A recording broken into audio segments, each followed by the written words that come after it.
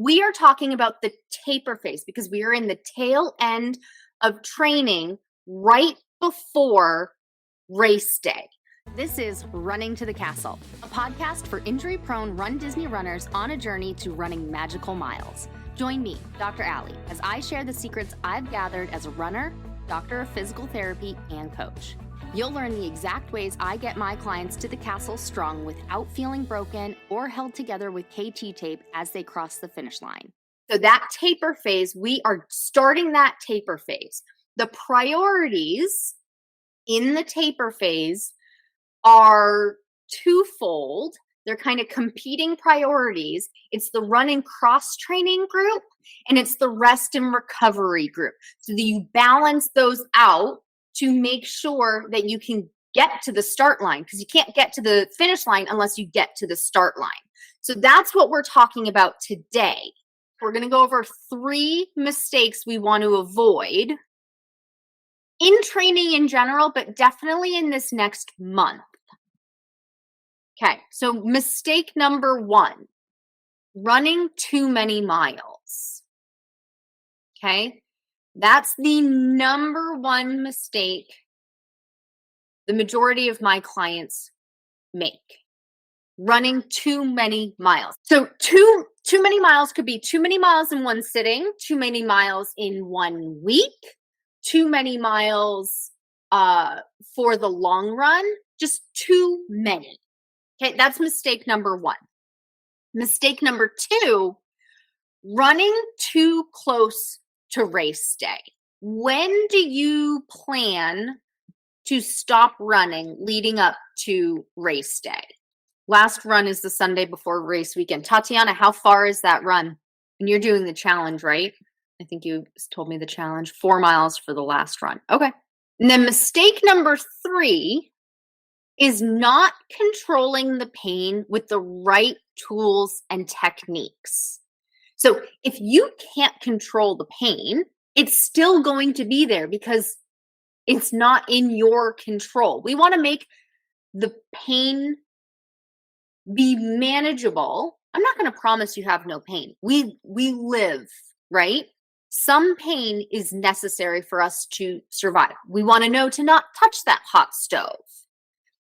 But it should be controlled and managed. We know that if we don't touch that hot stove, our hand won't hurt. Okay? And then we know that if we do touch the hot stove, that there are things to do if you do touch that burner. So if the pain does come on, there are things you can do to control it. Okay? So we're going to go over those 3 things on how to avoid those today. So to avoid mistake number 1 and 2, we'll talk about those first. Running and cross training. What type of cross training are you doing during your training right now? Are you? Maybe you're not. Some strength training. Okay. So what's the goal in cross training? Why do we cross train? So the goal of cross training is to strengthen muscles. It's not. It's a good guess. And it's what most people think, which is why most people also strength train as cross training.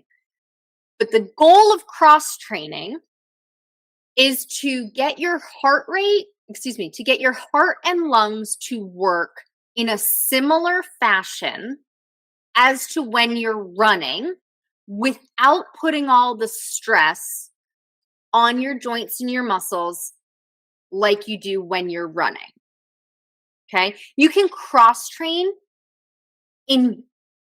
compared to any different sport. It's really get your heart and lungs to work the same, but get your body to move in a different way than your main athletic activity is.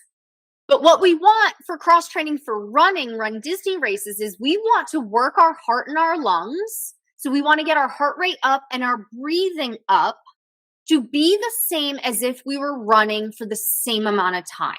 So a good example could be elliptical, a rowing machine, riding a bike, walking up a hill, because we're huffing and puffing, taking spin class. I use that differently than riding a bike because people think riding a bike outside I think riding a bike outside versus spin class, stationary bike, Peloton, things like that. But we're getting our heart rate up, making our heart beat faster, and we're getting our breathing up to mimic what our heart and lungs have to do when we're running. And we can do that for the same amount of time. So when we build our endurance up, we get in shape, but we're not putting all that stress on our knees and our ankles and our hips the same way we would with pounding the pavement with running. Does that make sense? Strength exercises and strength training is important. Don't get me wrong. It's just not cross training. So those are separate.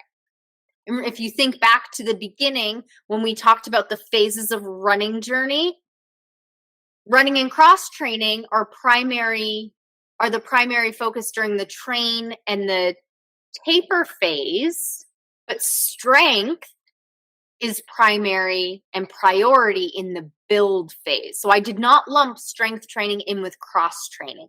They are different, both very important, just at different times. Now that we're a month out from Springtime Surprise, using running and cross training, we're going to use that as our taper weeks, our cutback weeks. Okay? So typically for races that are 10 miles or half marathon distances, so for Springtime Surprise, this is 10 miles, the last 2 to 3 weeks are our taper weeks. It starts off with our final longest run. Okay, during this, so the last longest run starts our taper. As you're continuing through over week, you continue cross training. You continue leisurely walking. And you want to think about this like a bow and arrow. Okay, so we have a bow and arrow. We have Merida's bow and arrow. We can pull back a little bit. We can push that arrow through, or we can pull back to the optimal amount for that size arrow, okay? If we pull back a little bit and we let go of that arrow, it goes a little bit. It has enough energy to go, but it doesn't go very far. If we take that arrow and instead of pulling back, we just push it through, it plops on the ground right in front of us. It doesn't go anywhere. Right? If we pull that arrow back to the optimal amount based on the size of that arrow, and we let go, it soars. It flies far and straight. So we want to think about our taper that way. If we only pull back a couple of days on our taper, we only gain a little bit of energy for race day.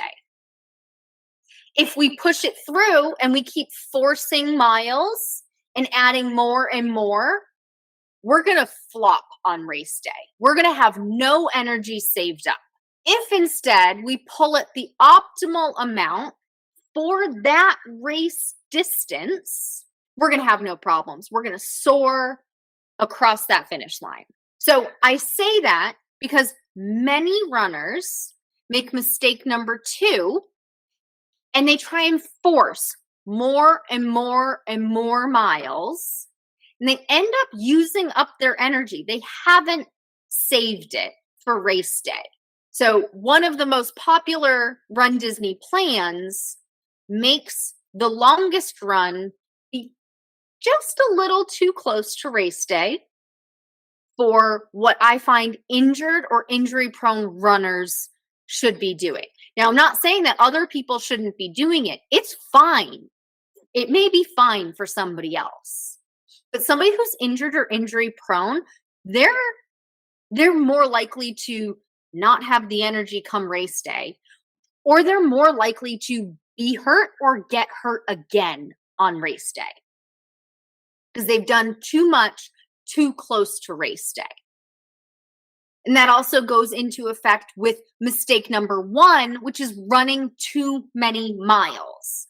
And so that's too many miles in the longest run before race day and too many miles in any of the runs, all of training, but since we're talking specifically a month away, in that taper phase, okay? So we want to pull back the optimal amount, and based on the history of working with so many clients, that optimal amount really is the 2 to 3 week time frame. The more injured you get or the more pain you're in now, do that 3-week taper. If you're feeling really good, you haven't been injured in a while, you just have a tendency in the past to be injured, you may be able to do that 2-week taper. If, when in doubt, add that extra week in. Because you're not doing nothing. You know, some people will say, well, Dr. Allie, like, I'm going to lose fitness. You're not. You're actually going to gain energy as long as you're not doing nothing. And I know none of you are just doing nothing. We're not sitting on the couch. We're working, we're walking, we're doing some kind of activity. So when in doubt, do that 3rd week for the 10-mile or half marathon. It's longer for goofy, dopey marathon. Okay? Does that make sense? That, you know, bow and arrow analogy, how far we have to pull back and taper. Does that make sense? I want to make sure we get that before I move on, because I can stay on this longer. I'm happy to stay on whatever I need to, as long as we need to. Okay, Tiffany said yes. Got a thumbs up for Tatiana. Awesome. Very good. Okay, so let me know in the chat. So we just talked long runs. When is your longest run of your training plan? And what distance is it? How long is it? April 6th, 8 miles. Okay, so the 6th. Pull up my calendar here. 6th, 8 miles. Sorry, the 7th. Okay, 7th, Sunday. And what distance do you have this weekend, Tatiana? 6 miles this Sunday and 8 miles the 7th. Tiffany, 2 weeks prior to race day, don't do more than 11 or 12. Okay, so 11 or 12 for a half marathon. Okay, so pretty good. We got the 2-week taper in there. Distances, 8 miles. That's okay. It's a little bit further than I recommend, but not bad. So that's pretty good. The 11 to 12 miles for a half marathon will be a little long. So the general rule that I follow, is 70% of race distance. So for a 10-miler, that'd be about 7 miles. But my clients do have wiggle room.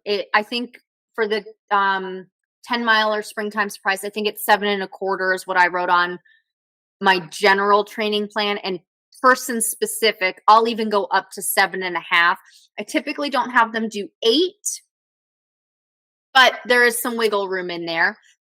So 70% of the 10-miler is 7 miles. The reason this works is because long runs, every run has a goal. So we have long runs, we have speed work, we have race pace trials. Long runs are about time on your feet. And if you follow me on Instagram, you saw today I posted, I'd rather hear that my client walked their whole long run than they PR'd or got a personal record, personal best on their long run. I'd rather hear they walked, because it's about time on your feet, not distance or pace covered. Okay? So when you do 70% of race distance, your long runs all of the time, but especially during your longest run, should be 30% slower than your anticipated race pace. So for conversation's sake, this may not be your anticipated race pace, but let's just say you wanted to run your race at a 10-minute per mile. 30% slower than that would be 13 minutes per mile. So if you want to run at a 10-minute per mile pace for your race, your long run should be 13 minutes per mile. That's the pace it should be at. And the reason this works is you go 70% of race distance on your longest run, and you're running it at 30% slower. So the amount of time you're on your feet is the same, but you haven't been pounding your legs for all of those extra miles.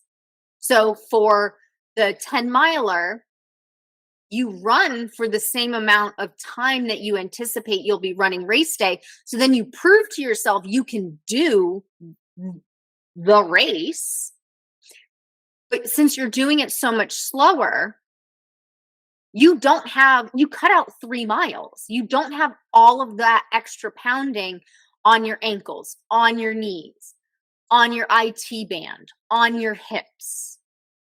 And the popular race distance, training distance for the 10 miler is an 11-mile long run. I think it's the worst idea ever to run more than race distance. There's no reason you should be doing that. We're not taking the test as a study tactic for the test, right? Your body does not have enough time to recover. Race day, you should be tired. You should want to take a whole week off or minimal activity for a whole week because you gave it your all. We don't want to give our all 2 weeks before race day because then we're exhausted for race day. So that's why you want 70%-ish. And I even have here 7 to 8 miles, somewhere between there. So what if you can't run? Like literally, if your doctor says don't run, or if you just physically can't do it because your knee hurts too much, your IT band hurts too much, what are you doing? Because I don't want that to happen to you. I want to make sure that you have the right thing to be doing. So let me know if that's you. What are you doing? You walk or you stop, okay? In the past, swapped run days for swim days at the pool. Finish my run walking in that case. Okay, excellent answers. The swap, excellent. Swap run days for swim days. I did not mention swimming is a great alternative. It's a great cross-training activity. You want to make sure that you're going at the same intensity and for the same amount of time. If it's supposed to be an hour you're out there running, make sure it's an hour you're in there swimming. And finishing your run walking, excellent. Excellent. So if you can't run, you should cross-train. Walking, biking, swimming, rowing, spin class, elliptical. And that's the best way to make sure you are building endurance when you still have pain from the injury. So run what you can, maybe a little bit less than what you can. So if, let's say you start getting pain at the 4-mile mark and you're supposed to be going on a 6-mile run, well, maybe you stop at 3.5-mile run and you go and you walk the rest of it, or you bike the rest of it for the equivalent time that it would take you. So you don't necessarily have to do the same amount of miles, but the same amount of time. Because remember, it's about time doing the activity or time on your feet. So now we're on to the rest and recovery, handling that pain. That's number 3. That's mistake number 3, not handling the pain. A very common thing that is said to me is, what's the best strength exercise I should do to insert my pain here? And I see it in the Facebook groups all the time. Oh, you need strength exercises to heal your problem. Oh, once you do more squats or more lunges, you won't have that knee pain. It's not true. Strength exercises are important. Strength exercises do not manage or handle pain. They prevent injury from happening, and they prevent a current injury from worsening, but they don't themselves inherently make pain go away. So what's your go-to Post long run recovery. I think you already know mine. I've said it a couple of times here. There's a picture of it on the screen. Olaf likes warm hugs. I like warm baths. My favorite is a hot Epsom salt bath. Tatiana, ice and massage. Excellent. Excellent. Some people will say, well, should I do ice or should I do heat? 6 of one, half a dozen of the other. You can do either. They both manage pain and swelling. Do the opposite of what your body is, or do what you like. So if you're tight, stiff, and cold, do something hot. If you're red hot and swollen, do something cold. I don't do well with cold. If you listen to my podcast, you've heard me say it before. I have a thing called cold urticaria where I break out in hives if I am in something that's too cold. I can have a moderately cold ice pack on me and that's fine, but ice plunge cannot do. So that's why I like warm baths. Hot Epsom salt baths are my favorite. I did one yesterday because I accidentally walked 5 miles instead of 4. So hot Epsom salt bath it was. Some options for after long run recovery. Foam rolling, using a massage gun, stretching, hot Epsom salt bath, ice bath, massage, ice pack, hot pack. Those are all excellent. Okay. Professional massages are excellent. Massage gun and foam rolling help maintain what the massage therapist did. Okay. So typically to get the full benefit of foam rolling and massage gun, you need the professional to have worked out the problem areas, the muscle knots first, and then you maintain them. We just aren't good ourselves unless you're a professional massage therapist. We're just not good ourselves to get the stuff out. We're usually good enough to maintain it, especially if you're doing it daily. Let's say you get a massage on a Monday and then every day after all of your other workouts, you're doing the foam rolling and massaging your massage gun yourself. You can usually do a really good job of maintaining what the massage therapist did. Okay. And with rest and recovery, we're taking more rest days. You saw added in more and more rest days leading up to race week. All of my training plans, with the exception of Dopey, include 2 rest days at least, some even 3. Dopey goes back and forth, some with 1 rest day and some with 2, depending on the person's history with training.